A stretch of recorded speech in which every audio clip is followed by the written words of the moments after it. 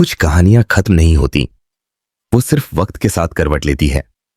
और आज वही करवट देखने को मिली जब सालों बाद भाग्य लक्ष्मी की कहानी ने एक नई दिशा पकड़ी। नए किरदार, पुराने जख्म और अधूरे रिश्तों की टीस लेकर कहानी फिर वहीं से शुरू हुई जहां उम्मीदें बिखरी थीं।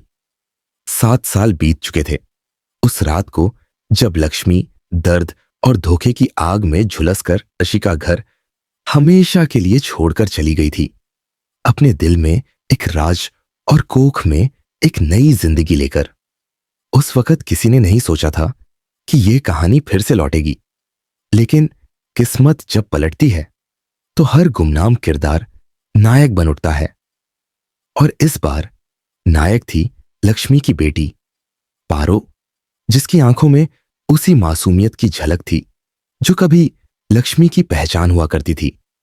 लेकिन उसके तेवर में एक जिद थी, एक ठान लेने का जुनून था जो उसे भीड़ से अलग करता था। मुंबई के बड़े कॉलेज में उसका पहला दिन था और जैसे ही वो क्लासरूम में दाखिल हुई, सबकी निगाहें उस पर ठहर गईं।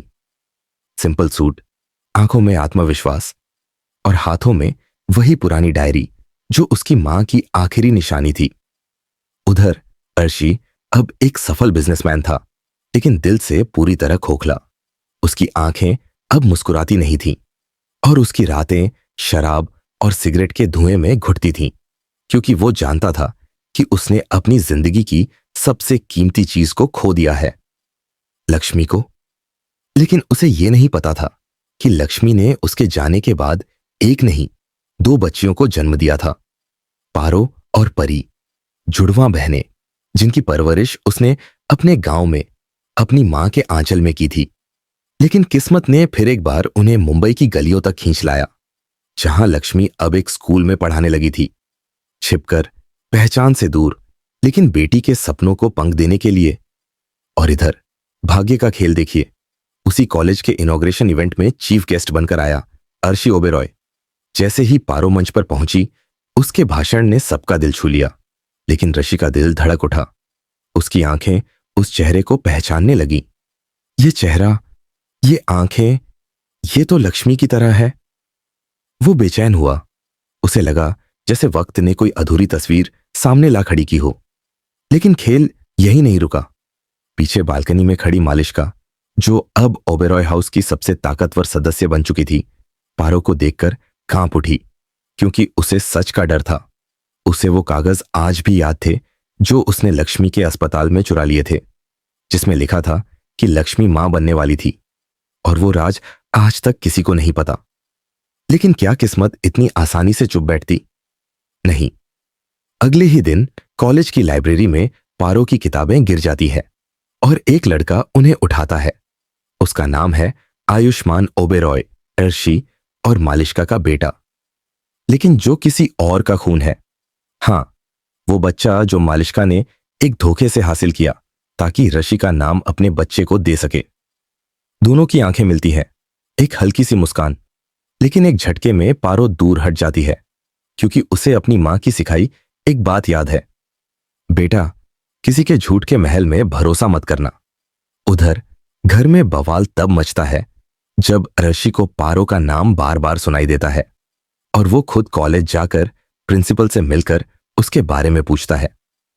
लेकिन जब उसे उसकी जन्मतिथि और माता का नाम मिलता है, लक्ष्मी का नाम पढ़ते ही उसके हाथ कांपने लगते हैं, दिल की धड़कन रुक जाती है और उसकी आंखों से आंसू बह पड़ते हैं। उसी वक्त पारो बाहर से आकर ऑफिस में घुसती है और दोनों की आंखें टकरा जाती हैं। एक पल के लिए वक्त जैसे थम जाता है। ऋषि देखता है उसकी बेटी को, लेकिन कह कुछ नहीं पाता। पारो झुककर कहती है, सर, माफ कीजिए, क्या आप मेरी मम्मी को जानते हैं? और ऋषि उसकी आंखों में देखकर बस यही कह पाता है, तुम मेरी बेटी हो। लेकिन पारो चौंक जाती है। क्या कहा आपने? तभी मालिश्का वहां आ जाती है और बात को संभालती है। ऋषि, ये सब क्या है? इस लड़की को क्यों देख रहे हो ऐसे? और तभी पारो की आंखों में चमक आता है। आप कौन हैं? मालिश्का गुस्से से कहती है, मैं ऋषि की बीवी हूं। पारो की आंखों से एक आंसू गिरता है और वो बिना कुछ कहे वहां से चली जाती है। उस रात घर पहुंचते ही वो लक्ष्मी से पूछती है, मां, क्या मैं किसी राज की औलाद हूं? और लक्ष्मी की आंखों से सैलाब बह निकलता है। अब पारो को सब समझ आने लगा था, लेकिन कहानी की उलझन अब और भी गहरी हो चुकी थी, क्योंकि उधर मालिश्का को शक है कि पारो ही उस राज की चाबी है जिससे उसकी दुनिया उजड़ सकती है, और वो अब कुछ भी करके उस सच्चाई को मिटाना चाहती है।